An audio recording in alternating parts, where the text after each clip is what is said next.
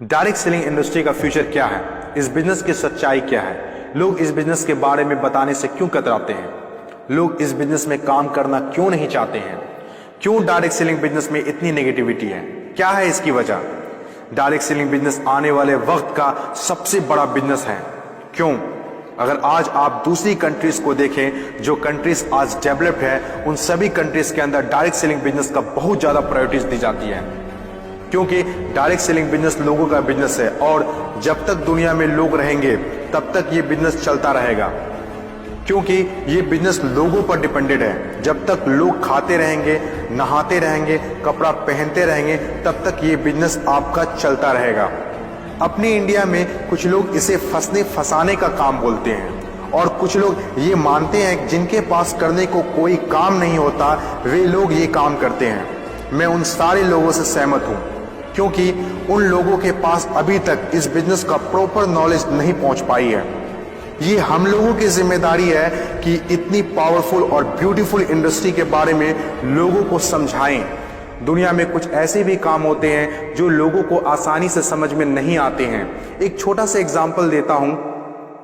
हम लोग दिन भर फेसबुक, व्हाट्सएप और यूट्यूब कितना यूज करते हैं और इसके लिए आपसे एक भी पैसा नहीं लिया जाता है। तो जरा सोचिए उनकी कमाई कैसे होती होगी, जबकि फेसबुक दुनिया के टॉप 10 बिजनेस में आता है कमाई के मामले में। कुछ लोग सोचते हैं अगर फेसबुक जब हमसे पैसा नहीं लेता है तो कमाता कैसे होगा। कुछ लोग सोचते हैं पता नहीं कमाता भी होगा कि नहीं। कुछ लोग कहते हैं जो डाटा हम लोग यूज करते हैं उससे कमाता है। डाटा का पैसा सिम वाले को जाता है, जिसका सिम हम लोग यूज करते हैं, चाहे वो एयरटेल हो या जियो हो। ना तो जानते हैं और ना ही जानना चाहते हैं कि कमाई आखिर कैसे होती है। दोस्तों, सबसे पहले आपके लिए ये जानना जरूरी है कि कोई भी इंडस्ट्री कैसे चलती है और कैसे बनती है। किसी भी नई इंडस्ट्री को चलने के लिए 4 फेज से गुजरना होता है। पहला जो फेज होता है वो होता है नेगेटिव फेज, और आज direct selling industry negative phase में है।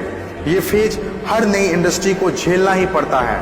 जब भी मार्केट में नया बिजनेस आता है तो लोग पहले उसे ठीक से समझ नहीं पाते हैं और अनदेखा कर देते हैं। जैसे बैंकिंग सेक्टर के साथ हुआ, इंश्योरेंस सेक्टर के साथ हुआ, टेलीकॉम इंडस्ट्री के साथ हुआ।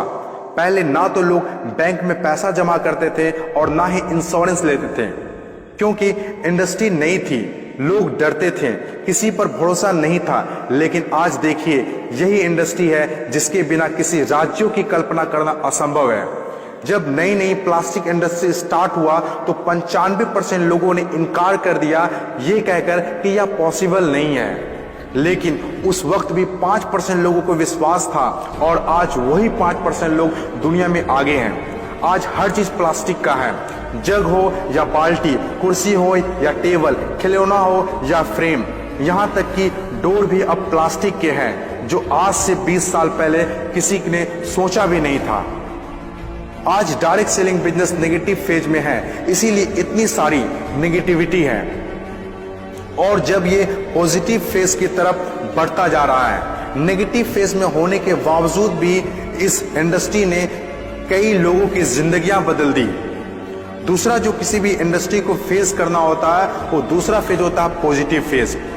ये वो टाइम होता है जब लोगों का इंडस्ट्री के ऊपर ट्रस्ट बढ़ने लगता है, क्योंकि वे आसपास में रिजल्ट देख रहे होते हैं। और जो लोग उस वक्त डायरेक्ट सेलिंग बिजनेस में दिलचस्पी नहीं दिखा रहे होते हैं, अनदेखा कर रहे होते हैं, वे रिजल्ट देखने के बाद दिलचस्पी लेने लगते हैं और आपका काफिला और बढ़ने लगता है, रिजल्ट और बढ़ने लगता है, दिलचस्पी और भी लोगों में बढ़ने लगती है। जैसे बैंकिंग इंडस्ट्री और इंश्योरेंस इंडस्ट्री के साथ हुआ था। बैंकिंग इंडस्ट्री का वैल्यू तब पता चला होगा लोगों को जब किसी का पैसा घर में सुरक्षित नहीं रहा होगा। इंश्योरेंस के वैल्यू तब लोगों को पता चला होगा जब किसी के एक्सीडेंट होने के बाद उसके घर वाले को पैसा मिला होगा। तीसरी जो किसी भी इंडस्ट्री का फेज होता है वो होता है ग्रोथ फेज। जब एक बार लोगों को इंडस्ट्री पर भरोसा होने लगता है तो उनकी ग्रोथ बहुत तेजी से होने लगती है, क्योंकि ऐसे फेज में लोगों को ज्यादा समझाने की जरूरत नहीं होती है। और जब तक कोई कंपनी ग्रोथ फेज में नहीं आती है तब तक लोग उसके साथ जुड़ना पसंद नहीं करते हैं और जैसे कंपनी ग्रोथ फेज में एंटर करती है तो लोग उसके साथ ऑटोमेटिक जुड़ना और काम करना स्टार्ट कर देते हैं। चौथी और आखिरी फेज, हर इंडस्ट्री को इससे गुजरना ही होता है, कंपटीशन फेज। हर एक इंडस्ट्री के अंदर एक वक्त ऐसा आता है जब कंपटीशन बढ़ने लगता है। इंडस्ट्री और कंपनीज की ग्रोथ को देखकर ज्यादातर लोग कंपनी के साथ जुड़ना और काम करना शुरू कर देते हैं। ज्यादातर लोग ज्यादा प्रॉफिट के चक्कर में कंपटीशन होने लगता है, फिर चाहे कोई सेक्टर हो, बैंकिंग सेक्टर हो, टेलीकॉम सेक्टर हो या ऑनलाइन शॉपिंग हो। आज के टाइम पर हर सेक्टर में हाई लेवल कंपटीशन है। ये टाइम हम सब के लिए बेस्ट टाइम है, इस इंडस्ट्री को जानने के लिए, समझने के लिए और इसे करने के लिए। According to FICCI, direct selling industry का मार्केट साइज 6000 करोड़ आंका गया है। आज तक जितना हुआ है उसको देखते हुए फिक्की ने डिक्लेयर किया है कि डायरेक्ट सेलिंग बिजनेस 2020 से 25 तक 645 अरब तक की हो जाएगी। आपको इस बात को जानना बहुत जरूरी है कि अमेरिका, ऑस्ट्रेलिया, चीन, जापान, कोरिया और सिंगापुर जैसे बहुत बड़ी बड़ी डेवलप्ड कंट्रीज ने डायरेक्ट सेलिंग बिजनेस को बहुत हद तक अपना लिया है और वहां के सिटीजन भी बहुत जागरूक हैं। बदलाव के बिना तरक्की नहीं की जा सकती है और जो लोग अपने सोचने का तरीका नहीं बदल पाते हैं वे लोग अपनी जिंदगी में कुछ भी नहीं बदल पाते हैं। नोकिया, कोडेक जैसी बड़ी बड़ी कंपनियां चलाने वाले लोग भी अपने सोचने का तरीका नहीं बदल पाए, इसीलिए अपनी शानदार शुरुआत के बाद भी वो वक्त के साथ इतिहास के हिस्सा बन गए। इन तमाम बातों से मैं एक बात बताना चाहता हूँ, बदलाव ही प्रकृति का नियम है। बदलना तो तय है, जो वक्त से पहले बदल गया उनकी जिंदगी बदल गई और जिसे वक्त ने बदल दिया उनकी भी जिंदगी बदल गई। फर्क साफ है, अगर वक्त के साथ बदल गए तो ठीक, वरना वक्त ने बदला तो बहुत तकलीफ होगी।